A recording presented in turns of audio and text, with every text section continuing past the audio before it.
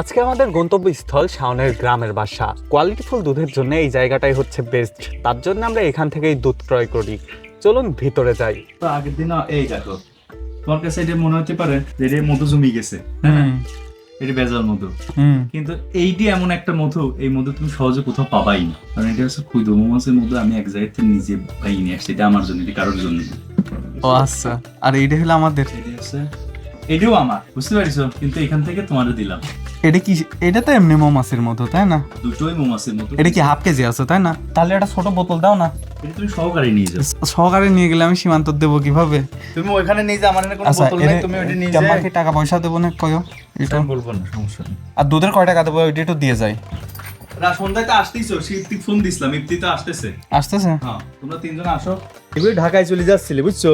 এটা হচ্ছে শাওনদের আদর্শ বাজারের দুধ। এখানে 11 লিটার দুধ থাকে। জিনিসটা মূলত ওরা সকালবেলায় বাসে করে ঢাকাতে পাঠিয়ে দেয়।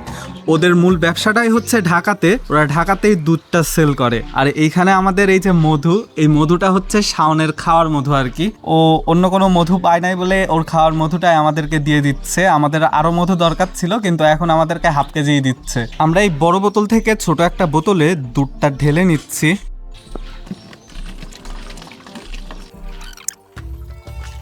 হচ্ছে আমার বন্ধু শাওন, এ হচ্ছে খামারের মালিক। এর থেকে আজকে আমরা খামারের বৃত্তান্ত শুনবো যে এই খামারটায় ও কি করতেছে, ও লাভ কেমন, প্রফিট কেমন, বা ওর কতটা গরু আছে, কিভাবে শুরু করছিল। তাই চলুন আমরা শুনে নিই। কি অবস্থা শাওন? আমি তরিকুল ইসলাম শাওন।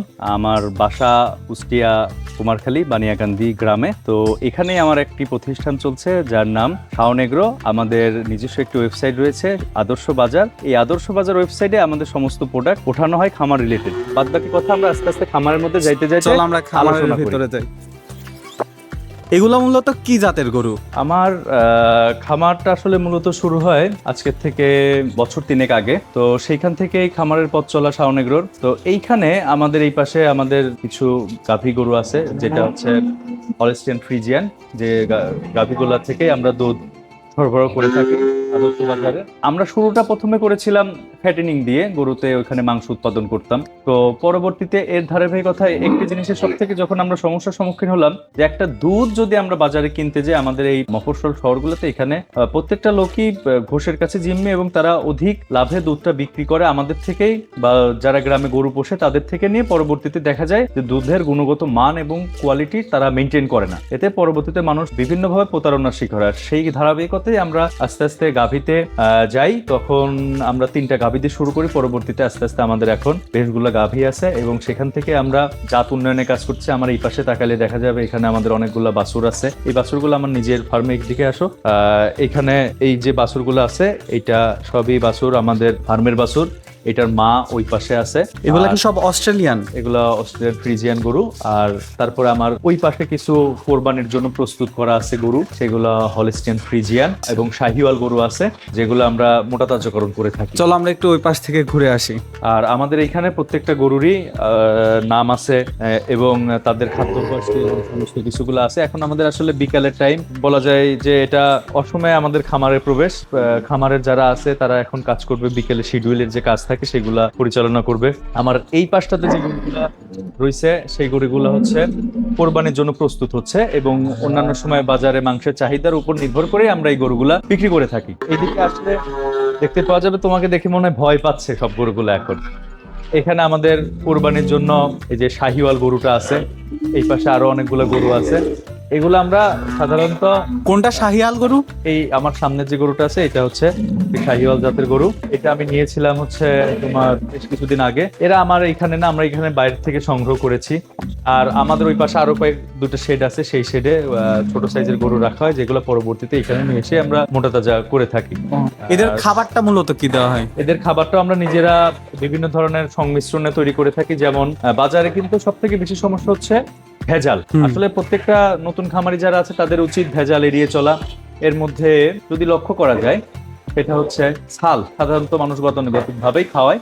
এই ছালটা আসলে দেখা যায় যে বাজারে সব থেকে বেশি ভেজাল হয়ে থাকে, যার কারণে আমরা নিজেরাই দানাদার খাদ্য প্রস্তুত করে থাকি, যেমন ভুট্টা, গম, ছোলার খোসা, খেসারি, মুগ, মসুর, কলাই, অ্যাঙ্কার। এছাড়াও দেখা যায় যে চিটা গুড় এবং ধানের গুঁড়া, এগুলো সংমিশ্রণে আমরা খাবার উৎপাদন করে আমাদের গরুকে সরবরাহ করে থাকি সুষম খাদ্য। আর এছাড়া আরেকটা বিষয় সব থেকে বেশি মাথায় রাখতে হবে, সেটা হচ্ছে খামার পরিচালনা পরিষদ। সেটা যদি দক্ষতার সাথে না করা যায় তাহলে খামারে লস হওয়ার সম্ভাবনা সব থেকে বেশি। আর একটা ব্যাপার সেটা হচ্ছে যার ঘাস উৎপাদনের সক্ষমতা নাই, বিগত ভিডিওতে আমি অনেক সময় বলেছি যে যার ঘাস নাই তার গরু পোষার কোনো অধিকার নাই। আপনাকে যদি গরুর ফার্ম করার মনস্থির করতেই হয় তাহলে সর্বপ্রথম তাকে ঘাস লাগাইতে হবে। এর মানে তোমার যত ঘাস আছে সব তুমি নিজে উৎপাদন করো? আমি আমার যত ফার্মের ঘাস লাগে এটা নিচে উৎপাদন করি। আমি যখন শুরুতে খামার পরিচালনা করি সেই সময় আমি কিছুটা লসের সম্মুখীন হয়েছি, সেটা শুধুমাত্র আমার ঘাস না থাকার কারণে। অনেকেই যারা বাংলাদেশে খামারি আছে, যারা বড় বড় খামারি, তারা সবাই সাজেস্ট করে যে ঘাস উৎপাদন করতেই হবে। এটা পরবর্তীতে আমি বুঝতে পেরেছি, প্রথমে বুঝতে না পারলেও। আর আমার এই পাশে কিছু গরু আছে, সব থেকে আমার কাছে এবার একটা এক্সপেন্সিভ গরু রয়েছে, যে গরুটা আমার কুরবানি 2025-এ জন্য প্রস্তুত করা হচ্ছে। আমার এই কর্ণাটার একটা গরু আছে, এটা হচ্ছে এই গরুটা। এটা আমার খামারের আমার পছন্দের গরু। এটা কি গরু? এটা ফ্রিজিয়ান ক্রস গরু, কিন্তু এটা একটু ভিন্ন ধর্মী। হ্যাঁ, অনেক বড়, দেখে বোঝা যাচ্ছে। কালারটা একটু ভিন্ন, ওর অন্যান্য গরুর থেকে এটার চেহারাটাও একটু অন্যরকম, শিংটাও ভিন্ন মনে হচ্ছে। তো আর এটা আমি এসে দাঁড়াইছি তাই ও একটু বিনয়ী, কিন্তু অন্য সময় যদি যে কেউ আসে তাহলে পরে তার হিংস্রতার প্রভাব কিন্তু সে দেখতে পাবে। আর আচ্ছা, আর বিশেষ করে আমরা আমাদের ওয়েবসাইটে নিজেরা সংগ্রহ করি হচ্ছে মধু, ঘি, এরপরে খাঁটি সরিষার তেল, আর ইনগ্রেডিয়েন্টস আছে বিভিন্ন ধরনের মশলা আইটেমগুলা। আর এছাড়াও খামারে আমরা বড় পরিসরে ঘি উৎপাদন এখনো দেখাইতে পারি না, অন্যান্য ভিডিওতে দেখানো যাবে যে আসলে আমরা কিভাবে কালকে আমরা আসবো এই জিনিসটা হবে। আর এরপরে হচ্ছে আমাদের এখানে রাত্রে একটি নৈশভোজের আয়োজন করা হয়েছে, সেটাতে তোমাকে তো ইনভাইট করা হয়েছে। এটাতে আরো বাদ বাকি বিস্তারিত কথা হবে। আর আবারও পরিশেষে বলবো, ঘাস উৎপাদন ছাড়া গরু পালার কোনো ব্যবস্থা নাই। যদি আপনার ইউটিউব বা বিভিন্ন জায়গায় দেখা যায় যে মানুষ বলে এটা 25 লিটারের গাভী মাত্র 1.5 লাখ টাকায়, আর ইউটিউব দেখে আসলে আমাদের ফার্ম বা কোনো কিছু করা উচিত না। ফার্ম করতে গেলে অবশ্যই কিছু প্রশিক্ষণের প্রয়োজন আছে, এবং যারা দক্ষ তাদের সাজেশনের প্রয়োজন। আরেকটি কথা বলবো যে আসলে এই খামার তৈরি করতে অনেক প্রতিবন্ধকতাও রয়েছে। পেছনের গল্পটা এখন যদি সাফল্যের গল্প শোনাই, কিন্তু পেছনে কিন্তু অনেক প্রতিবন্ধকতা পার করেই চড়াই উতরাই পেরিয়ে আজকে এই খামারটা একটি জায়গায় এসে পৌঁছেছে। একটি শিক্ষিত মানুষ খামার করতে গেলে বিভিন্ন ধরনের এলাকার বিভিন্ন মানুষের কথা, আত্মীয়জন, পরিজন, বন্ধু বান্ধব বিভিন্ন সময় দেখা গেছে যে এই খামার কেন করবে চাকরি ছাড়া। আসলে আমি বলবো যে বাংলাদেশের বর্তমান প্রেক্ষাপটে মানুষকে স্বাবলম্বী হইতে গেলে উদ্যোক্তা হওয়া ছাড়া খুব একটি উপায় নাই। আর যারা তরুণ উদ্যোক্তা আছে তাদেরকে বলবো যে যেটাই হোক ছোট পরিসরে সে যেন নিজে কোনো কিছু একটা করার চেষ্টা করে এবং কিছু কর্মসংস্থানের ব্যবস্থা করে। এখন দেখা যাচ্ছে যে আমাদের এখানে খাবার, আমি এখন বিশেষ করে খাবার খাওয়াই, আমার ফর্মুলাটা একটু ভিন্ন। সেখানে হচ্ছে আমি যেমন একটা জায়গায় গরুর খামারে রান্না হয়, এরকম আমার এখানে এখন রান্না করার মতোই আর কি একসাথে খাবার তৈরি করে, যে দেখা যাচ্ছে এই জিনিসকে তোমরা নিজেরা ভাঙায় আনো? হ্যাঁ, আমরা পাত্রের মাধ্যমেই তৈরি করা হয়। আমাদের ঘাস কাটার ঘর আছে ওই পাশে, আমাদের ওই পাশে আরেকটি শেড আছে, ওইটা পরবর্তীতে আমরা গিয়ে দেখাবো। তো যাই হোক, হাতটা ধুয়ে নাও। আমরা এই জিনিসটা কালকে বিস্তারিত আরো দেখাবো। কালকে আমরা সকালে আসবো, ওরা ঘাস কোথা থেকে সংগ্রহ করে, কিভাবে দুধ সংগ্রহ করে, সেই জিনিসটা কালকের ভিডিওতে আর থাকবে। আমাদের সরাসরি আমাদের ফার্ম থেকে এসে কুমারখালীতে যারা আছে এবং কুষ্টিয়াতে যারা আছে তারা কি করতে পারে, আমাদের ফার্ম থেকে সরাসরি এসে দুধ নিয়ে যাইতে পারে। এখানে আমাদের সমস্ত আইটেমগুলো ফার্মে থাকে। আর আমাদের ঢাকাতে যে অফিস রয়েছে সেটা হচ্ছে মণিপুরি পাড়াতে, ফার্ম গেটে। তো তারা যারা ঢাকাতে অবস্থান করছে তারা চাইলে সেখানেও অবস্থান করতে পারে এবং গিয়ে ওখান থেকে নিয়ে আসতে পারে। আমাদের আমাদের ওয়েবসাইটের লিঙ্কটা তুমি এর সাথে সংযুক্ত করতে পারো। যারা যদি আগ্রহী থাকে তারা সেখানে গিয়ে দেখতে পারে আসলে কি অবস্থা। আমাদের ফার্ম ভিজিট করতে চাইলে কুমারখালী মোড় থেকে বায়ে যে রাস্তাটা আছে, বানিয়াকান্দি স্কুল সংলগ্ন আমার খামারের ঠিকানা। আচ্ছা, ঠিক আছে, ধন্যবাদ।